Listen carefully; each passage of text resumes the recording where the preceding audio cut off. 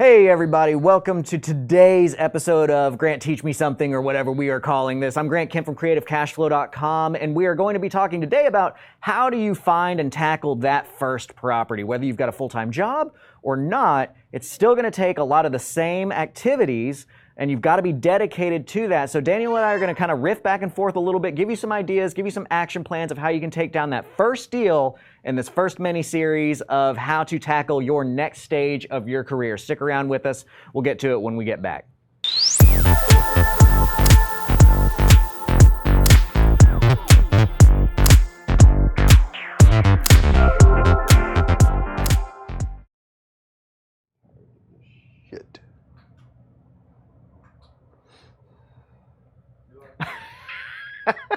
I'm just like sitting here staring at the delayed screen here like, oh, clearly I'm not live. We're in commercial. What's up, everybody? How are you? Doing good, man. How are you? I'm doing well. Daniel over here is a world traveler. We got Daniel back in town from West Ethiopia.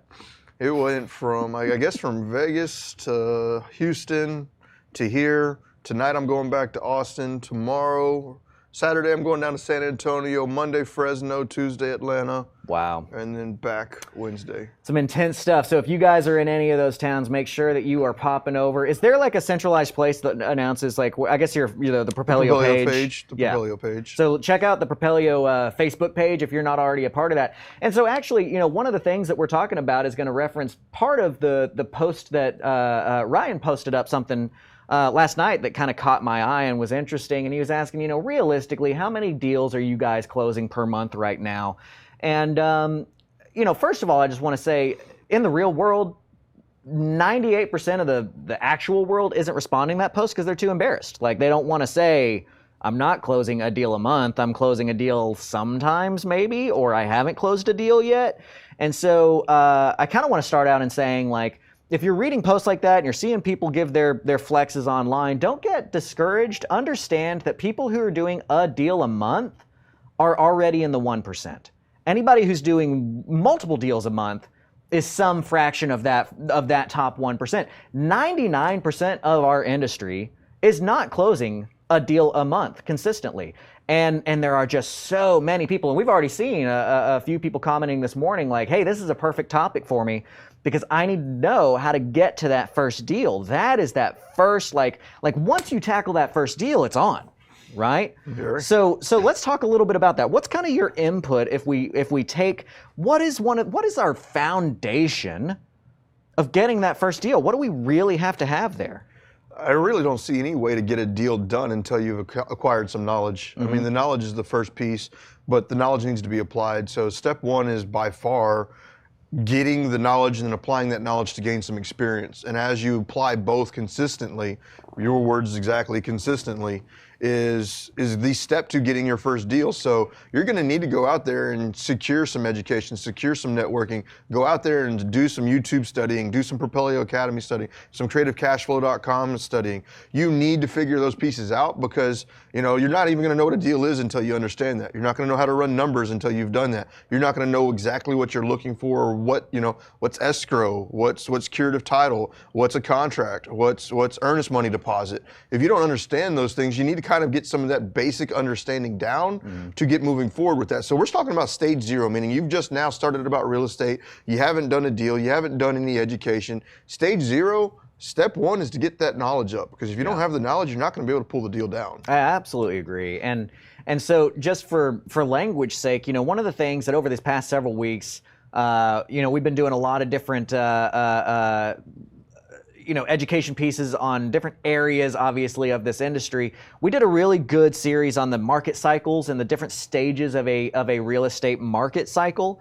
And in that, we started kind of trying to point out to you guys, like, there's not just stages of a market cycle, there's also stages of your career, and there's different choices that you should make according to which stage you're in. And so I haven't really scientifically sat down and done anything here on this, but I just kind of on the fly started defining that, like stage one being that, hey, I've done 1 to 10 deals. Like stage 2 is like 10 to 25 deals. Stage 3 is kind of that 25 to 75 deals. Stage 4 is at like 75 and above, right? Okay. I feel like, from my perspective, Those are some pretty clear metrics of when you kind of have to shift your operations to get to that next level. There's definitely shifts that go, like to get your first deal, you don't need operations, you don't need, systems, you just need some action, massive action.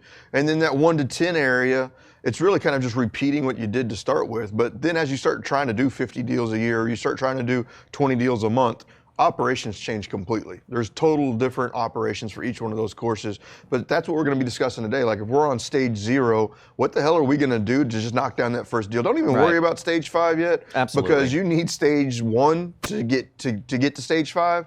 So can I interrupt you real quick? Yeah. I'm sorry to pop in, but Ronnie, my partner, has been internally, we talk about this a lot in our meetings, and I like, because he's driving this home, and I really like the stance of it. And I don't remember the stats. He knows the exact stats, but it's something like the average chess player can think two moves ahead. Like a competitive chess player thinks, I think, 5 to 7 moves ahead. But the what are they called? Grandmasters think 15 moves ahead. And wow. So that's the directive that Ronnie has been pushing internal culture of, hey, we're grandmasters. We got to think 15 moves ahead. But exactly to your point, and this is why I wanted to interrupt and say it right now, is like, you're like, hey, you don't even need to be thinking about stage 5 right now. The problem is that there's a lot of sexy in stage 5. There's a lot of, it sounds really cool to be hiring staff and setting up call centers and all that kind of stuff and getting your automation. That does not matter to you. If that grandmaster made his 9 move at move 2, he would lose the game. If he just like up and moved the queen over here before he set all those foundational pieces up, he would lose the game like that. So if you start trying to hit your stage 5 stuff before you've taken down that first deal, before you've discovered what it is to operate and to do, it's the wrong move. And so just like we're encouraging you to pay attention to these things, because Daniel has some incredible knowledge and an incredible gift for helping people that are sitting in your seat get to that next stage of their career. And that's why we're dedicating this next mini-series to how do I get from stage 0 to stage 1? How do I get from 1 to 2? How do I get, that kind of thing. But I think that you guys really need to pay attention to understanding it is what it is. I am where I am. If I have not done a deal yet, I do not need to be wasting my time on getting automation set up through Propelio. That is by no means what you should be doing. Automation, operations, those types of things should not even be within your thought process. The only thing you should be really thinking about at that point in time is market your living ass off. I mean, you need to gain the knowledge so that with the marketing, I mean, there is nothing that'll get you a deal outside of marketing. Zero. You could be the most knowledgeable person in the world. You could have spent $50,000 on your education. You could have been mentored by 900 different people. You could be an absolute encyclopedia of real estate investing education, but you're an absolute, I was about to say something extremely mean. I was about to call some people out and say something mean. You are absolutely not a real estate investor, though, until you do a deal. You're just a really well-educated person. And yeah, I love that you're pointing that out, because I think that some people need to get that little poke, right? I talked about this, maybe it was in our RGA video. I don't remember exactly which one it was that I was drawing this out. But my sound bite that I keep going back to is you've got to be able to distinctify a waypoint from a win, okay? And a waypoint may be, hey, I've downloaded a list, or hey, even hey, I've gotten a contract is a waypoint. A win is having a deposit hit your bank account from the title company. That's the only win you get. So if you allow yourself to release endorphins and call yourself a real estate investor before you've taken a deal down, you are robbing yourself of true wins. You are allowing your endorphins to release too early, and it's going to rob your motivation for that hustle because you feel like you've won and you haven't. So how'd you get your first deal?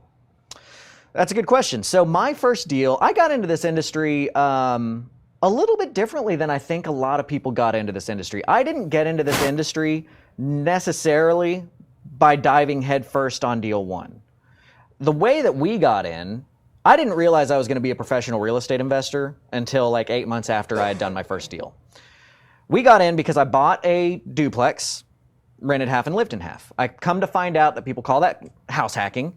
But I got an FHA loan, 3.5% interest, bought a duplex. It didn't need any rehab, nothing like that. I rented out the other side, and I was netting like basically $200 or $300 out of my pocket. So you house to hacked live your in first that. deal? So I house hacked my first deal. Where'd you learn about that? Like, what inspired you to do that? What just drove Grant Kemp from saying, you know what, I'm doing IT work, I'm doing whatever I'm doing, to I'm going to go house hack a home? Well, you know, the funny thing, that's what I'm saying I got into a little bit, is it just like, I didn't know that was a thing. It was just, it just made sense to me. Okay. You know what I mean? It just like, I'd never been to like Bigger Pockets or done a single bit of research on investing. It was just, yeah, man, if I rent out a half of a duplex and live in the other half, I'm probably going to get. So how'd you find the house? Like what A realtor. So a realtor brought you through there. I'm assuming they helped you out securing the financing, walked you through it. So that real estate agent was kind of your mentor through your very first deal. Yeah, actually. And so that's why, so I'm going to separate out like what my real first deal was, which was that duplex, right? So that's the actual answer. Okay. The answer that's going to be more applicable to your investor deal. How much was exactly. How'd you get your first investor deal? The answer that's going to be more applicable to the audience here is exactly that. That realtor who didn't know anything about investing actually led me to, so I called her one day and I was like, look, I like this whole real estate thing. Like it was like a few months after I got into maybe 2 or 3 months after we got into the duplex. I called her, I was like, I like this. Like I'm making money and I don't have to do anything. Like this is actually kind of cool. But I don't have any money. Like, how do I buy houses? Because I can't get approved for a loan. Like that, I think that was my actual initial question was like, there's no way they're going to fund some guy that makes $46,000 a year to buy real estate investment properties. Like, what's your advice? How do we get into investing? Blah, blah, blah. She actually told me, she was like, you know, there's this guy that like puts foreclosure lists together. At the time before you guys were on the market, the Roddy list was the big like foreclosure list, right? And I think that you guys, in no like war strategy, but you've kind of taken them out on that because now y'all are the authority on these lists, whereas before in 2011, that was the authority on the list.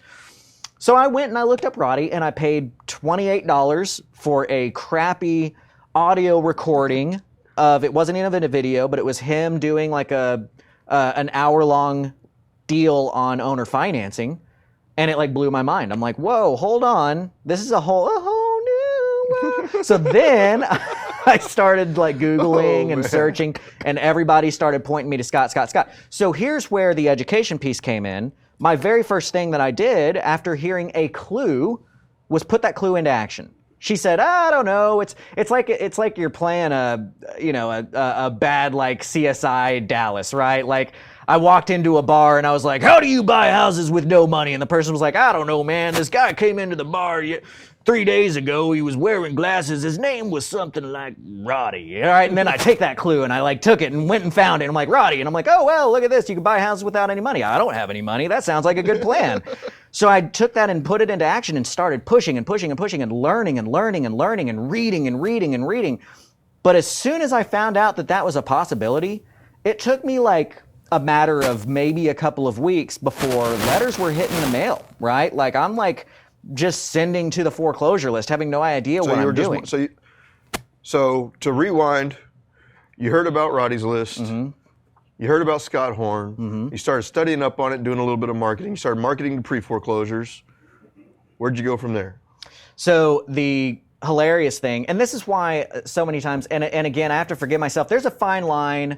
I speak Christianese, and there's a fine line between using God as a marketing tool and just saying it like it is. Like, this is my reality, this is my life, right? So this is why I point back to saying, like, God just opened a lot of doors for me, because my first sub-2 deal was literally my tenant in the other half of the duplex. I had him over for dinner one time, and they said the magic words. You know what those magic words are?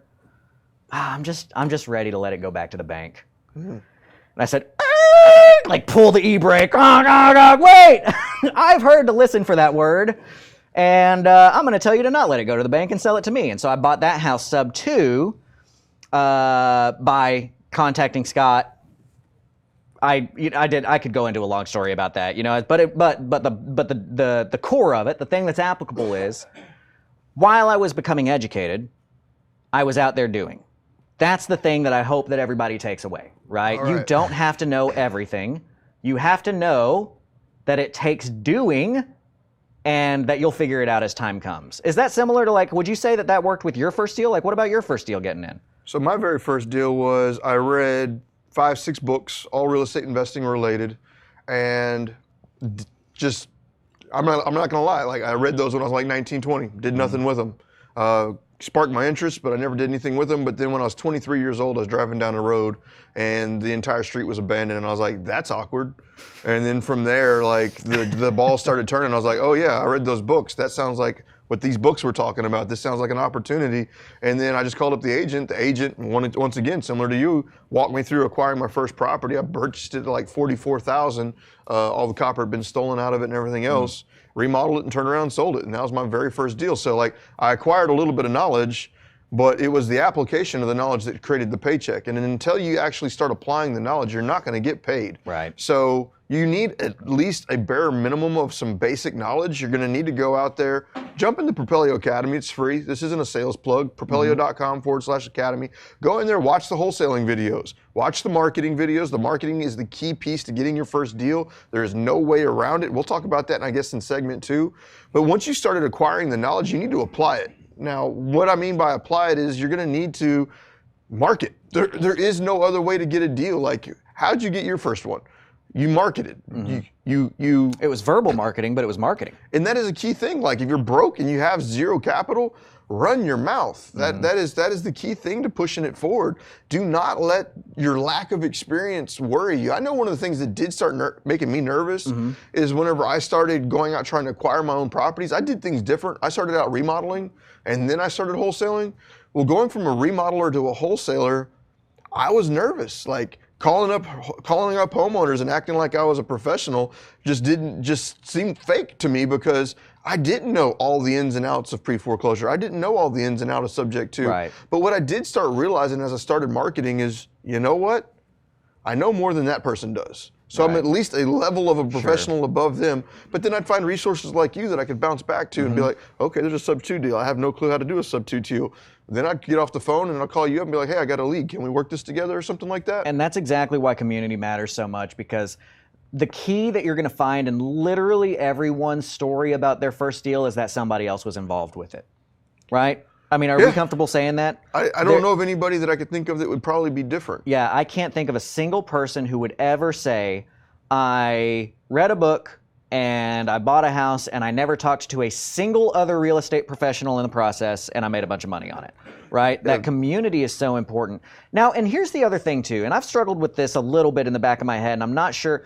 So I look at like when we got started, right? Like when I got started, we did not have a Propelio Academy. Like Bigger Pockets existed, but the funny thing is that Bigger Pockets, the people that were on there did such a good job of chasing away the actual doers that like you're left with a bunch of people who had done a couple of deals and are going to tell you how everything should be done. And it's like that's why I stopped going on Bigger Pockets. Is I got tired of having fights about how to do compliance on owner financing and how it did work and blah, blah, blah, blah, blah, with a bunch of people who had done 3 deals when I was just trying to help everybody out. And literally, I think my last post on Bigger Pockets was me saying, I'm too busy actually making money in real estate to fight you about this. Have fun. Here's your website back. Yeah. You know? And so what I weigh that with is that we've given you guys such an incredible wealth of knowledge through that academy for free. That I worry sometimes that the audience doesn't understand what they've been given. And this is not to get all telemarketer on you, because it's just it's just my reality. I think of, and if I can make this a very loose analogy here, there are areas that have been supported economically, like in the Middle East, right? You talk about it's much better to give people like a goat that they can like create a farm and a business off of, rather than like sending food and water and money to them, because then they get so reliant on this food and water and money that it just can't work, and they don't do anything outside of that. You look at the Indian reservations with all the subsidies that they've been given, and it just has like killed their economy and killed their ability to go forward and actually get stuff like built out inside of that, because they've been so reliant on those subsidies. So I want you guys to be very aware and very careful to not take that for granted and say, dude, if Grant was able to buy and build a freaking legacy off of not having any education available to him, why should I not be able to grow to be bigger than Grant ever was, because I've got a Grant feeding me all of the information about this particular topic. I've got a Daniel feeding me all the information about, I've got a Christina Kraus feeding me all the information. Use that. Do not just take that for granted. The information age is here, but if you take it for granted, it will damage you rather than help you. I was in the same boat. Zero actual information available outside of paying a high price ticket tag, which none of us had the money to do up front, and very few of us had any money to do up front. So going out there, like, I don't know what else to say, man. Like, you've got all the information you need in front of you. So information is no longer an excuse. Once you have information, the only excuse you have is you've given up. Because like at that point in time, you should be able to do a deal. And I think we're 20 minutes on this. So let's take a short break. And when we come back to this, let's talk about marketing. Because there is zero ways to do this without marketing. You will never be a real estate investor until you commit to marketing. And commitment is the key word to getting it done. You need to absolutely just go in and do nothing other than market. And that's what we're going to talk about coming into segment 2, is how to get that marketing done, because without marketing, you're not a real estate investor. Coming back. Propelio.com. What does Propelio offer? Lead generating websites, access to true MLS comps, off-market lead lists, and deal alerts. Get them all today at Propelio.com. You want to buy more houses. Here's Dar and his wife after only 2 weeks of being my mentor student. And here's Brady after paying attention to all our online videos and attending all the live Q&As. You want to buy more houses? 3 steps. Sign up at creativecashflow.com/memberships, watch all the videos, attend the live Q&As, and then send me a photo with you and your sweet, sweet new contracts. creativecashflow.com, helping you buy more houses for one low price of only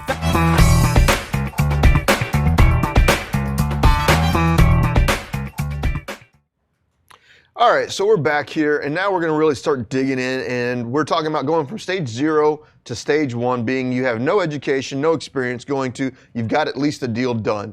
There is no way to do that unless you market, and marketing is going to be exactly what we're talking about for the next 20 minutes. There is no way to get your first deal done until you become a professional, consistent marketer that is doing nothing every single day other than marketing.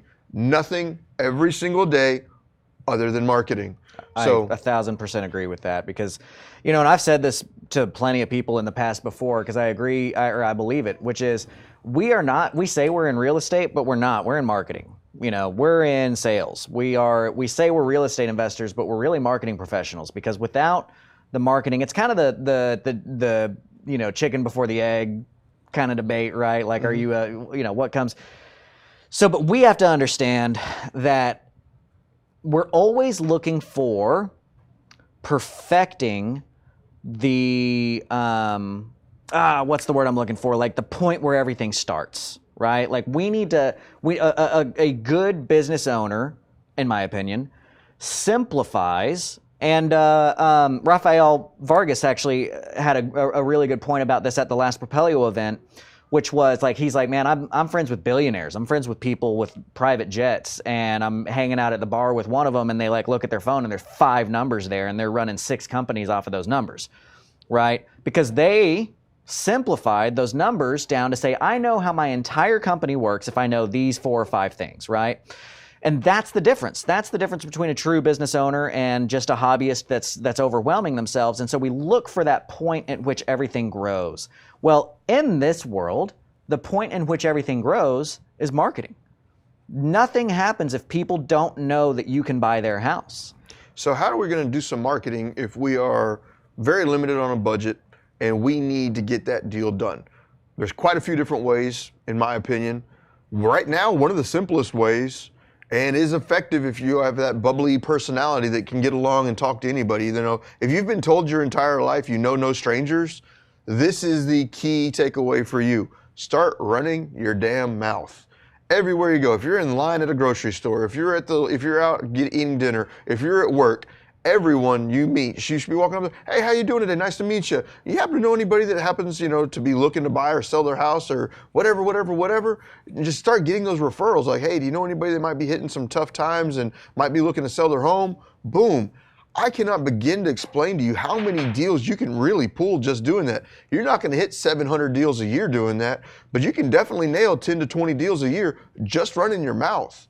Like, I know that I worked with another guy and like very limited and no budget, but really just talkative person.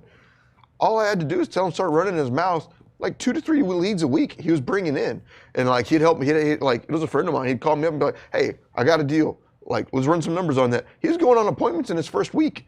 All he was doing is running his mouth. So like that is a key piece that can really help you run your business. And you think about it too, like think about all the multi-level marketing guys, right? Like all these MLM folks, like the attitude that they have, where it's just like, we all know the MLM pitch when it starts, like, wouldn't you like to make a bunch of money and not have to do? But the thing that I'll give them credit for is they run their freaking mouth, and those guys do make money off of it. And if you can think about, like, they're making money running their mouth on products that nobody needs, and you're running your mouth on a product that somebody really has a legitimate need for, and your product is a $100,000, $200,000 product, and their product is a $14 mascara, you know what I mean? Like, you're gonna make money on that. That doesn't take money. My first deal was talking over dinner. Hey, I buy houses. You got another house? Let's have a conversation about it. Blah blah blah blah blah blah blah. Like that's what I did. That's where I got my first deal, and then that deal helped me have some money to throw into marketing. I didn't go out and, I mean, I might have had a good dinner. Right, like you celebrate. Like I think I netted somewhere between, I think it was $7,000 that I netted on that first deal's down payment, and I put that all back into marketing, and I got 2 more deals out of that. Right, That's and awesome. so what I'm saying is you've got to snowball it. You got to be disciplined, and you've got to understand that you're in this business to get going, right? And you've got to get going. You've got to do more than learn. And that do is marketing. There is no try, there is only do. You have to market, and marketing takes many different ways. Now, when we say marketing, you talked about running your mouth. What's another limited budget marketing tactic? That's how I got my first deal. I was driving for dollars. Yeah. Like this, I didn't even know I was driving for dollars. It was an accidental driving for dollars. I was driving down a road and there's just a ton of abandoned houses on the road. And I was like, abandoned houses, read some books. Those books mentioned finding abandoned houses. This might seem like an opportunity here. And one of the abandoned houses had a real estate agent sign in the front door or front yard. I called up the real estate agent. I closed the deal like 3 weeks later. So that was a very accidental first deal. How'd you buy that money-wise? So I was an employee at that time. I was making like $9 an hour. So whatever that equates to annually, but it wasn't a whole lot of money. It's like 25 or something like that. Yeah, like I wasn't making a whole lot of money. So I went to the bank and the bank pre-approved me for like $70,000 worth of a loan. What? Yeah, so I was like, yes, $70,000 loan. I'm gonna get this pulled off. Well, that was 2006. Oh, okay. So All right, that makes 2006 was sense, yeah. 103% financing world. So I got 100% of the purchase price financed, and I got 3% of the closing cost financed. Wow. It only cost me like $380 to close the deal. So $380, I buy this house, and that's how I pulled down my very first deal. Now, how does that apply to you? Like, Grant got his very first deal just running his mouth, sitting down at a dinner, and all of a sudden I was like, hey, the things that this person is saying sounds like the things that I've been told I need to listen for. Yeah. Opportunities are here, let's move forward. Similar to me, I had been told enough by reading my books, that's where I gained my initial knowledge from. Abandoned houses equal opportunity. Driving down the road, abandoned houses, opportunity, boom, nailed it down. So how can you put this in and light it on fire? We already talked about run your damn mouth to everybody. Just run your mouth and start listening for those key things, like the 3 Ds of real estate: death, divorce, and disease. And I hate saying it that way because it sounds very predatory, very, very minimalist in concerns for thoughts. But that's the truth. Like, those 3 things are the key things that real estate investors are often able to come in and solve issues with. Driving for dollars, though, is something that you need to do and just light it on fire. Don't just do it once a day. Don't do it once a month. Don't do it once a year. You need to do it every single day. If you go to work, let's just talk about it. Let's say you're a 9-to-5er. What should you be doing on lunch? Well, if you're on lunch, you might not have the opportunity to go drive for dollars, or if you are going to go, let's say, go hit some fast food real quick, instead of taking your normal route to the fast food, get back in the neighborhood and wiggle through the neighborhood on your way there. Grab your food, maybe you eat your food, wiggling through a neighborhood on your way back. But You might throw some education on while you're driving. You can always turn on some Grant Teach Me Something while you're listening to the radio instead of listening to the radio. You can turn on some podcasts talking about real estate investing instead of listening to the radio. That hour during your lunch is an opportunity to gain some more knowledge. But you're about to drive home. Well, instead of just driving straight home, go the different route. Go through the back roads. Do something a little bit different so that way you can start looking for homes that have signs of problems. What kind of problems are we looking for? Let's just say the neighborhood itself is typically a fairly clean, manicured neighborhood, nice windows, nice roofs, nice paint, nice yards. Well, if I'm driving through that neighborhood and all of a sudden I see a home that, you know what, the windows are all jacked up, the blinds are beat up, there's a tarp on the roof, there's an air conditioning window hanging out the front window. Garage doors dented in. Garage doors dented. This isn't your typical house, and that's different than what you're seeing in the neighborhood. That's the house that you're going to want to start marketing to. That's the house that you're going to want to dig in on. So you can sit there, open up your notepad, take a piece of paper, write down the address to that property, and guess what? That is just the start. Writing that address down does not do you any good. You need to start marketing from there. So marketing on the front side that we were talking about earlier is running your mouth. That's marketing. That is 100% marketing. That's network marketing. When you're driving for dollars, securing that address, securing those lists of properties, if you're out there, you should get about 500 a week. So if you're looking at yourself saying, you know what, I'm going to do driving for dollars, your metric is 500 properties on a list per week. If I've got 500 lists, 500 people on a list, that is not marketing. That is prospecting. You now have prospects. Now you need to start the marketing process. I've got 500 people on a list. I've got several options. I can A, skip trace them, B, cold call them, C, send them some direct mail. But if you're living on a small budget, that direct mail might not work. 500 pieces of mail, you're probably looking at $250. If you got that, great. But the key to marketing is multiple touches. So that single postcard that I send out is not going to do you any good. It might not. You're going to want to touch them 7 times. So 7 times 250 is more math than I can do, but it sounds like $1,500. At $1,500, you probably don't have that, so that one piece of direct mail is not going to cut it for you. If you're struggling right now as a zero-level person trying to make it to level 1, and you keep sending off onesie marketing, you're not going to win. You're not going to win big consistently. You need to send off 7, 8, 9 pieces of marketing to the same house. That's where you're going to get your win. So if you don't have $1,500 to market to them, don't do it. Start cold calling them. Other options is while I'm actually out driving for dollars and I'm sitting in front of a house that has the tarp on the window, overgrown grass, jacked up blinds, get outside of your comfort zone. Get out of the car. Walk over there and knock on the door. If you don't get an answer, leave a Post-it note on the front door saying, hey, I'd like to talk to you about the property, or I'd like to talk to you about XYZ. Find something you'd like to put on there. Don't say, oh, hey, I'm a real estate investor. I want to talk to you about buying your house. Just say something like, even just call me. Boom, boom, boom. And leave your name. That's going to be intriguing enough that they're likely going to give you a shout back. Let's say no one answers the door. You left the postcard. You can see that it's occupied. You can see that it's abandoned. Whatever the details might be, go knock on all the neighbors. Hey, do you know what's going on with the property across the street? Your goal is to find out what's going on with that house. And if you're able to start talking to the, hey, neighbor, what's going on next door? Oh, that's blank, blank, blank Susan's house. And you know what? She moved in with her daughter about 4 or 5 months ago because she just hasn't been able to get around as well anymore. And I don't really know what's going on in the house. Well, do you have Susan's number?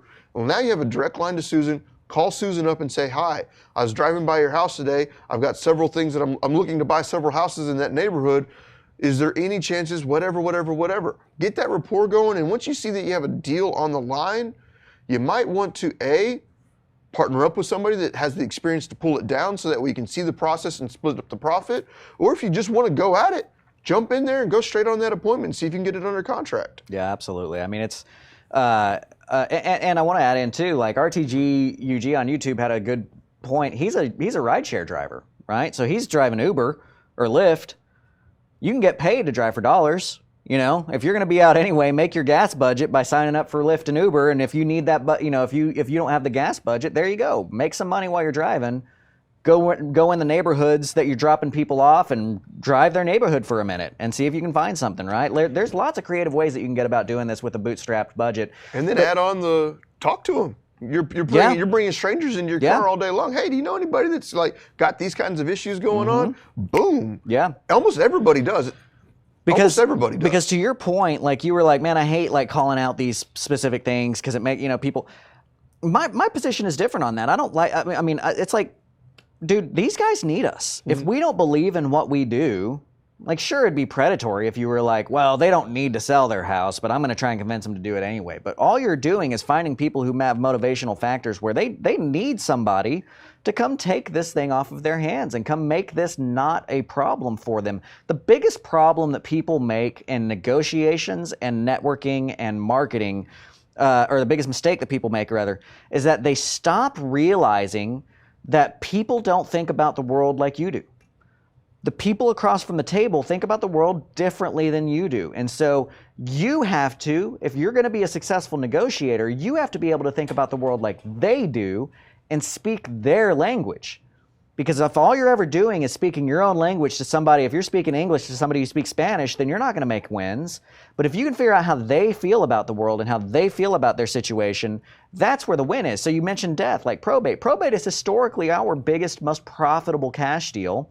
And you look at it and like one person might say, oh, well, you're marketing to people who are going through a hard time. And the other person looks at it, dude, if my parents just died and I've got 16 trillion things that I have to do to button this up, if I get some professional person in here who's going to come in and treat me with respect and take this problem off of my hands and give me at least this one thing solved, it's a problem solved. That's great for them. We are adding a benefit. So I believe heavily in what we're doing.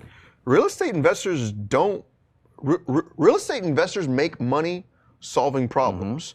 Con artists make money ripping people off. Yeah. Con artists are available everywhere. Right. I don't care what industry you're in. There's con artists there. Real estate investors make money solving problems. Con artists make money ripping people off. I just got roasted in a media article this week. Like they came in, they found out that I was talking about water lead lists, and they just went in and just went on a deep dive of how unethical that is, how it needs to be stopped, how real estate investors are taking advantages of the community, and they just went 90-0 on how unethical it was to market to water lead lists. So dumb. And they just made me the prize of that entire article. But we do not make money ripping people off. That's what con artists do.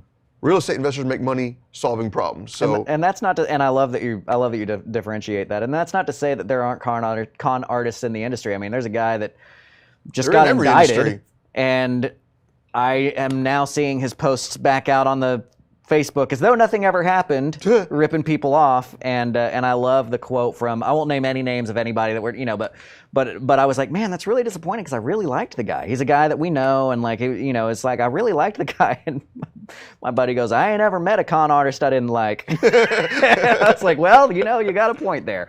But I also want to follow up too. I mean, the RTGUG, our rideshare guy had another concern, and he's concerned about signing up for services and keeping his leads in there because he's like, well, what if if it's your platform, what if you market to the leads and I lose the deal to it? There's a couple of things to that. Like, A, stop being so scared of what other people are doing and do you, right? First of all, I get so tired of people who won't send postcards because somebody else is sending postcards to that address. Well, yeah, sometimes it does come down to the luck of the draw. Sometimes literally the person is just like, hey, I grabbed a postcard out of the stack and yours was it and I called it. Well, if you didn't send the postcard to be in the stack, you didn't get to be part of that lucky Almost grab. every deal I got was to pre-foreclosures, which is I just happen to have my postcard in that stack. The second part of that is, don't you think that the services would go out of business if one or two people ever found out that they lost their deal to somebody that was an affiliate or was the service owner? Like, that just doesn't make any sense for the service owner. So that's a stance that, while I can understand the fear in the stance, I think it's baseless. I think you've got to get away from your own fears. I think it's going to limit their ability to scale because if they're not willing to use a software service, they're going to have to be really constricted on their growth. Right, that's true. true. So until you're willing to get beyond that, you're not going to be able to truly scale your business because there's going to have to be a software service somewhere that you use to really start organizing and pulling everything together. And to that point, just as a great segue in, we're talking about driving for dollars and writing your name on it. Propelio has a killer driving for dollars app where it's like $29 a month, $30 a month that you subscribe for, but you can drop the pins on, like as you're driving around, it tracks where you're driving. It's got a really nice UI. Put it on your phone, and that way you can get home. And does it put? I don't know actually all the features of it because I don't drive for dollars. But like right now, you can go to the App Store on your phone, download Propelio Mobile, and when you download Propelio Mobile, it's going to give you some key things. You're going to be able to drive around a neighborhood, see where you've driven, so you know where you've gone and where you haven't gone. You can see your historical drives. You can tap on a property. It'll drop a pin on the property. It'll show you the owner's name, mailing address, last recorded deed information.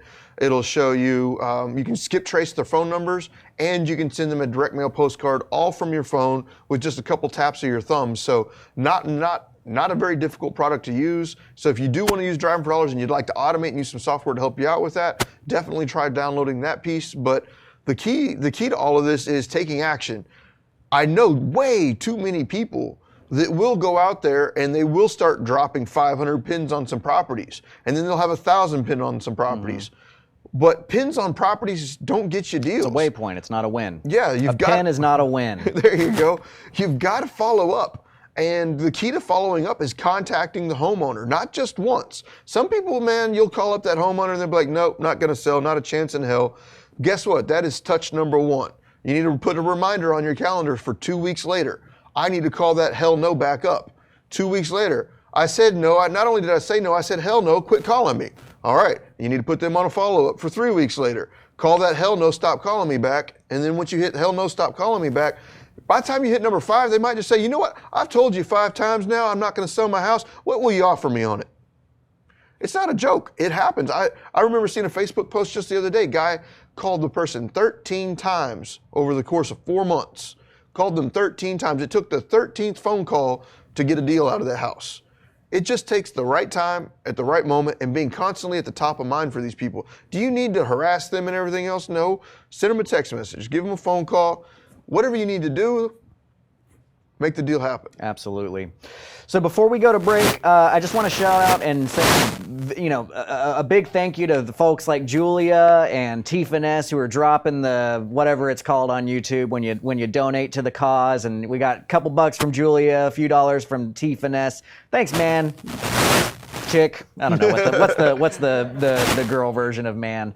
We really appreciate that. It's. This is something that we do because we're passionate about it, but it is also our business. I do have an education portal, creativecashflow.com. I train through Propelio.com. You don't get multi-million-dollar production like this without us having some way of making money in it, and so we appreciate that you're dropping the donations there because that is helpful. Every little bit matters on that. T Finesse gave us $5. That's awesome. So thanks, if you want to be the somebody who supports this even more, I freaking love that. Thank you for getting involved on those things. We're going to hit a break. And when we come back, we're going to talk about tying these two things together. We talked about getting out there and educating yourself. We talked about sending your marketing. But then the other fear that people face is, well, okay, I've done the marketing. I've got a lead. What the heck now? How do I get it closed? How do I get it closed? So when we get back from break, that's what we're going to hit with you. Propelio.com. What does Propelio offer? Lead generating websites. Access to true MLS comps. Off-market lead lists, and deal alerts. Get them all today at Propelio.com. You want to buy more houses? Here's Dar and his wife after only 2 weeks of being my mentor student. And here's Brady after paying attention to all our online videos and attending all the live Q&As. You want to buy more houses? 3 steps. Sign up at creativecashflow.com/memberships, watch all the videos, attend the live Q&As, and then send me a photo with you and your sweet, sweet new contracts. CreativeCashflow.com, helping you buy more houses for one low price of only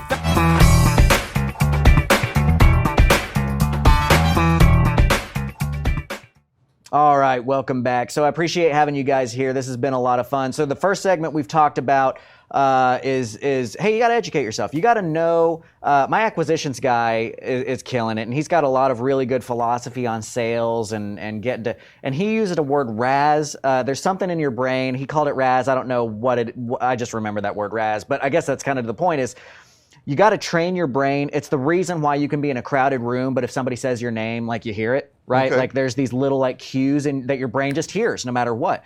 So when you're getting from 0 deals to your first deal, you're learning what those RAS words are. You're learning, and so like mine was, I'm just ready to let this go back to the bank. His was, hey, wait a Vacant. minute, I saw these vacant houses, and I heard vacant was a thing I need to be concerned about, right? So that section one, that stage one, or section one, segment one, gosh, one of those S words. We were talking about how do you train your RAS? How do you figure out what those words are you need to be looking for? Segment two, we talked about marketing and what you can do to run your mouth on a bootstrapped budget. How can you get deals done? We both did it with no money coming in. And section three now is, okay, I got some deals.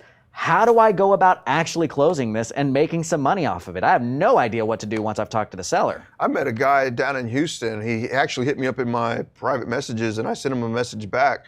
But Deo, he's been watching Propelio for a year now, and he's finally got his first contract. He got his first contract and super excited about it. But now he's taken a year to figure out, you know what, I need to get the education. I need to start doing some marketing. He's got his first deal. He is scared out of the mind. Like, there's no way around it. Like, I don't know what to do. I don't know how to move it. I don't know what to do. So all of those to be said, I gave him some key points on my opinion of like, all right, you got the contract. How are we going to move it? I told him, hit up every hard money lender in Houston, every one of them. Call them up and say, hey, I've got a contract. Would you mind taking a look at it and seeing if you know somebody within your network that can buy it? That right there is a key way of partnering up with other experienced people. Some people get real nervous, like, oh, I don't want to talk to another wholesaler about it because I'm scared they'll circumvent me. I don't want to talk to another wholesaler about it because I'm scared that, you know what, they'll blow my deal up.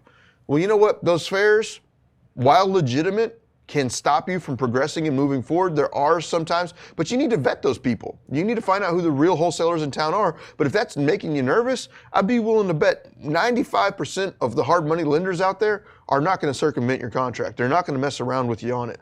You just talk to a hard money lender and say, hey, I've got a contract on XYZ property.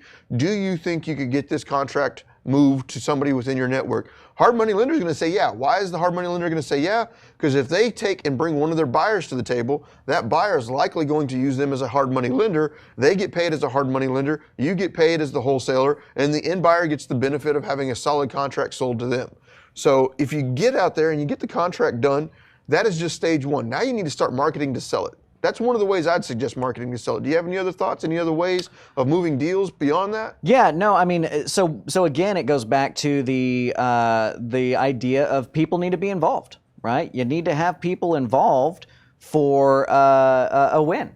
You don't have the experience yet to take this thing to closing, so you got to find somebody who has that experience in some way or another. And I think that's a great method. It's one of the methods that we've talked about as we move into different markets, that we are going to be using hard money lenders. And because of the volume that we're doing, we will probably see if we can get like a pre-approved, like, hey, we'll lend on this if you'll buy it kind of thing, right? Present it to them that way. I think that that's a great idea. But the point here is being, you got to look for the people who are doing what you want to do and align with them. And you've got to bring value to that, because I think that both of us, as we have leveled through our careers, that was where we found our successes, is doing that. I found my successes through finding somebody to learn from. Now, before the Propelio Academy existed, those options were limited. I had to go find and go interact and whatever and bring the deals. But I brought deals to Scott. I brought deals to get those closed. Fortunately, I found somebody with a lot of money and a lot of knowledge that we were able to get things closed, and that's how I built my career and my legacy. I co-wholesaled probably my first 30 deals. Did you? I was really good at acquiring property, and I didn't really have the disposition funnel filled out yet. And I didn't want to focus on that because I was doing all of my own marketing, I was doing all of my own acquisitions, I was doing all of my own transaction coordination. I didn't want to add disposition on top of that. So I found another local wholesaler, John Susi at Home Buyers Complete. And, I just said, hey, will you sell this deal for me? And at first he was like, yeah, we'll do this. We agreed upon a price. And then as I kept moving forward, we just kept moving that price further and further down to where he just gave me a flat fee. Mm-hmm. You know what? $2,000, I'll move your contract for you. And we just kept a going rate, by the way, for co-wholesaling, because that is a great method to use. Find somebody that's already used to, like if you're doing the wholesale as your first deal, right? Assuming that that's going to be your wholesales. It's typically a 50-50 split with the wholesale fee that comes through. Now, if you're doing a buy and hold strategy, you're not going to get 50% of the deal just for getting a handshake. It's just unreasonable at that point in time. But the wholesale deals is much easier to get that, and you got to bring a signed contract to the table to get that 50%. But yeah, co-wholesaling is huge. Again, the point being finding somebody that's doing. So Ryan actually put a really great post on the Propelio Facebook page. If you're not already a member of the Propelio Facebook page, I really encourage you to go out there. I think he dropped a link to it, or the Propelio TV commented a link to the Propelio group Facebook page. But there was a thread yesterday of, hey, how many deals are you closing realistically? And I referenced that thread at the beginning of this episode. But if you are out there and you're going to be leveraging your time, well, there you go. Go to that thread and dig through it, the people who are saying they're doing X amount of deals per month, and reach out to them and say, hey, what's your buy box? What are you looking for? How can I be of service to you? But not, hey, what's your buy box? How can I be of service to you? Please show me everything you know, and I'm going to suck it from you. Right. It's, hey, I'm driving. I'm talking to people. I'm finding deals. What is it that you need to see for me to bring you a deal that works for you? And then leave them alone until you have something of value to bring them. Don't waste their time with you just being a succubus, or not a succubus. That's a different connotation. But sucking the information and not giving. So I get people, and I know you do as well, quite often, let me take you out for coffee. Let me take you out for coffee. Let me take you out for coffee. No disrespect to anybody that's asking that. That $5 coffee and that hour to 2 of my time that's going to end up getting to take, because I'm going to have to drive there, I'm going to have to deal with it, I'm going to drive out. That 2 hours of my time, my apologies, is not worth the $5 coffee. It is not me trying to be rude. It is not, because I could drink coffee all day long. What I want everybody to understand is the way you bring value to a real estate investor is not a cup of coffee. The way you bring value to a real estate investor is go out there and consume some podcasts. Go out there and educate yourself to the point that you are far enough down the track that you could likely pull something down. And then whenever you do get, hey Daniel, can I take you out for a real quick coffee? I've got a lead on the table that I'm really struggling to get. I'm not really sure if I'm understanding the numbers. Hey, I'm sorry, I can't go to coffee with you right now, but I can hop on a screen share with you.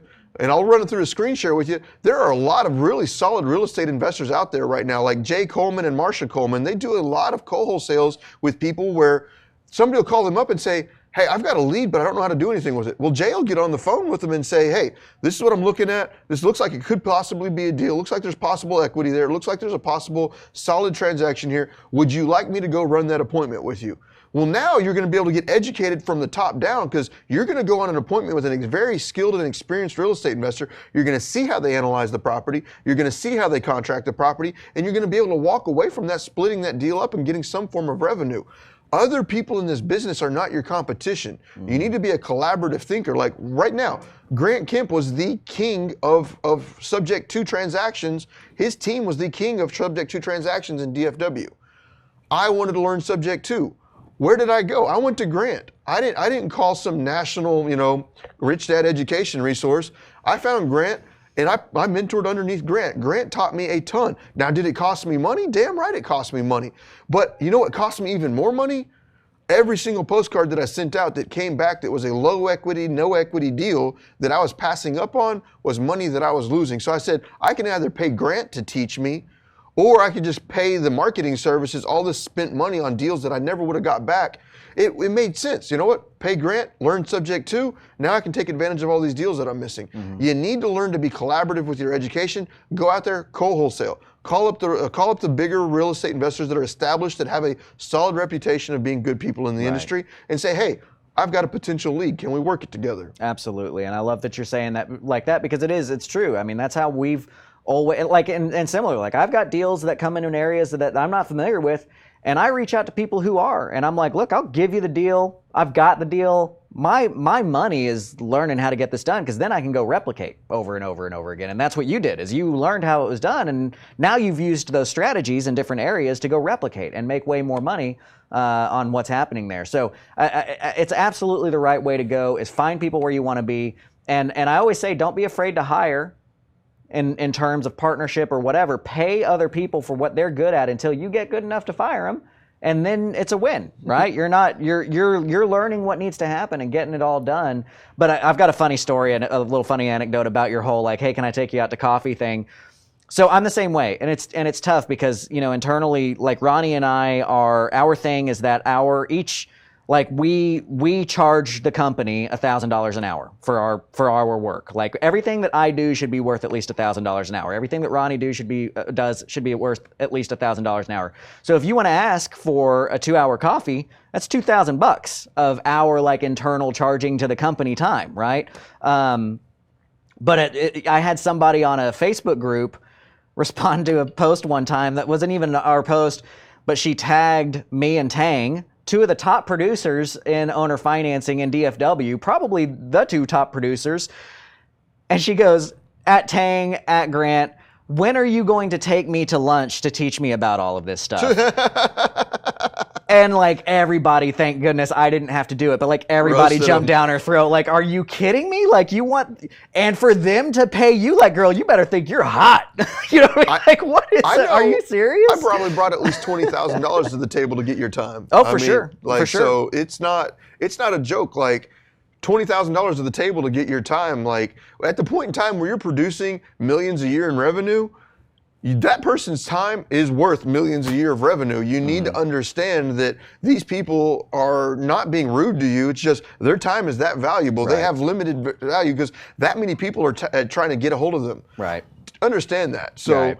Go out there, reach out, find those people. I'm going to address a real fast question from Julia real quick. She mentioned, and I'll address it if you can always throw your 2 cents on it. Sure. She said, what if I buy a sub 2 today at $150K, sell it on a wrap at $175K, 4 years down the road, I have to buy or default, I have to take it back, property's only worth $85,000. At that point in time, I'm turning it into a rental. I'm going to rent the thing out because I'm probably not going to be able to turn around and resell it at $140,000. Right. So I'll turn it into a rental. I'll hold it through the next appreciation wave. I don't care if I have to put 10 people in that house to turn it into a rental. I'll Airbnb the damn thing. And that's the short answer, but the real answer is this isn't the platform for that. The real answer is we're talking about the getting from stage 0 to stage 1. The platform for random questions like that is creativecashflow.com. All of my members get a Q&A every Monday night at 7 p.m.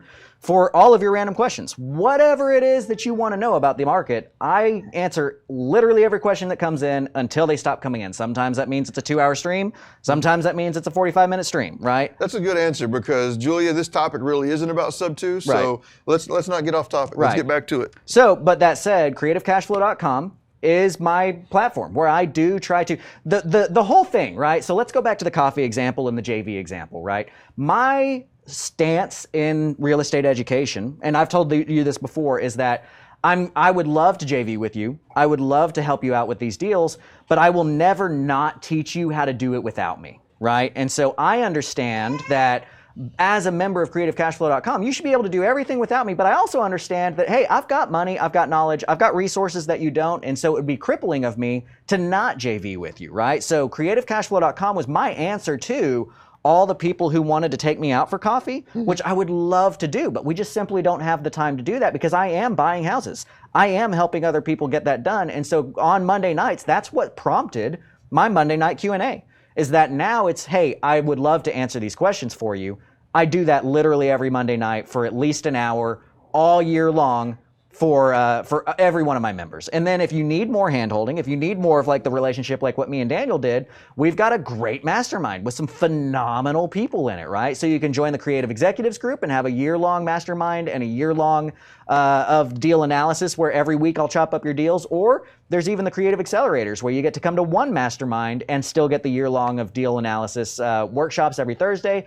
And this next mastermind might be a great one for you to do that with because Ronnie's flying in from Michigan and he's going to spend all of day 1 going over exactly what we were talking about in segment 2 of what does marketing look like? How do you build that list? How do you go around and get going with this? So consider that side too if you're getting into that, the education portion of it.